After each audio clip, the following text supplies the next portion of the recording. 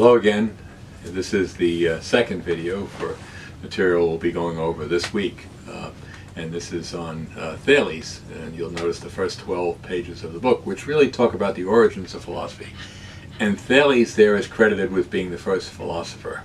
And I'm going to go over the reasons for this and go over two of the fragments that we know of Thales. And many of these early philosophers, we only have fragmentary knowledge of what they said, and so we try to piece together what they said based on these scant fragments. But Thales is said to have lived from 625 to 545 BC.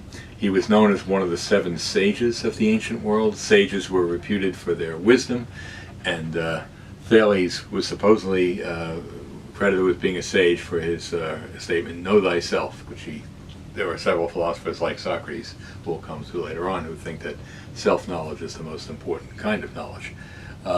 But what you've been looking at is Thales, why is he credited with being the first philosopher? What did he say was the first substance, and these sorts of concerns? Well, he's credited with being the first philosopher because what comes before him are some religious views of the universe, the Greeks being polytheistic and saying that there are many gods, and when they want to explain some phenomenon, like if there's thunder, they'll say that's just Zeus growling. They don't have sophisticated meteorology to explain things like that. Or the rainbow is caused by the goddess Iris, or things of these sorts, where what they're really doing, if you step back from that, is saying that these natural phenomena, these things we witness in nature, are caused by supernatural occurrences.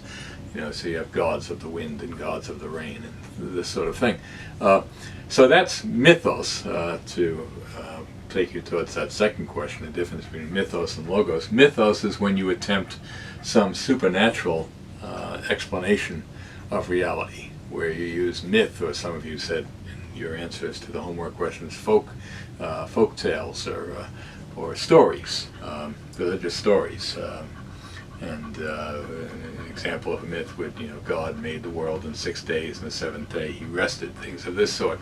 But what separates Thales from the group of people who come before him is that he's attempting a logos kind of answer. He is trying to explain how nature came to be by use of a physical principle, or a primary substance.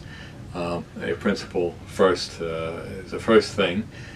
He had this idea that it must be one thing, not many. And so the one thing he settles upon is water. And water, why water? Some of you took up this question, but water is a substance that, for one, takes on many forms. It can be liquid, gas when you heat it, solid when you freeze it. So it has this potentiality to be many different things. You wouldn't say that of earth, of fire, but water has this capacity to become different things. So it's a good candidate for the first substance of the universe, or the first stuff of the universe. By the way, just to stop for a moment, if philosophers who were doing that kind of, like Thales, who were trying to explain the origins of the universe then, the Milesians from Asia Minor, they wouldn't be considered philosophers today. They'd be in the science department, categorized as cosmologists or cosmogonists. But at that time, 2,600 years ago, there weren't these separate studies to explain what was philosophy and what was science. But the reason we credit him with being the first philosopher is that he's trying to explain, to give a physical account of reality. The world is a physical place, and it has all this multiplicity, this sky, earth, and water, and so it's a place of many. And he's convinced that there must be one thing behind the many. Also, he's said to have predicted an eclipse in 585 BC, and as you know from the reading, that he tried to explain the Nile drying up by the desert winds. This is a wrong explanation, but at least it's a physical one. It doesn't involve the gods. A second fragment we have about Thales is that he says all things are full of gods. This is a funny thing. It's as if he's taken one step forward with this logos explanation of water being the first substance, and now taking one step back. Well, hear him out a little. Apparently he looked at a magnet drawing metal filings to it, pieces of amber, If you ever played with a magnet when you were a kid, I did, and you had one of those horseshoe-shaped magnets and it drew the metal filings to it, you might not have been able to explain, if you were in his time, how the magnet drew the metal filings to it. We have a principle of magnetism now. They did not. So he said the magnet is full of gods. It must be alive. This is a doctrine. If you say that matter is alive, you're what is known as a hylomorphist. Hylomorphist. Well, not so crazy, because we know now that there is in matter a swirl of electrons, neutrons, and protons, and so matter, even dead stuff, is alive in some sense. So, lacking an explanation as to how magnetism works, he thought that the magnet was full of gods and drew the amber to it. So those are the two statements that come from Thales. So really what he's doing in all these cases is attempting to use reason and some kind of scientific evidence to explain reality. And that's what makes him what is called the first philosopher.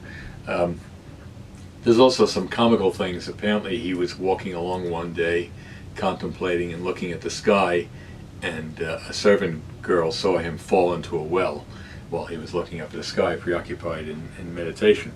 And she laughed at him, saying that that's what philosophers do. They don't even look at what's beneath their feet. They're so preoccupied with thinking about reality. And so that's one of those old stories that is involved with him.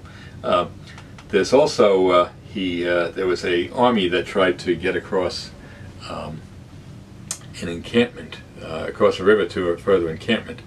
And so he was with the army, and he diverted the water so it would go behind them, creating a new river, so then the army could walk safely across.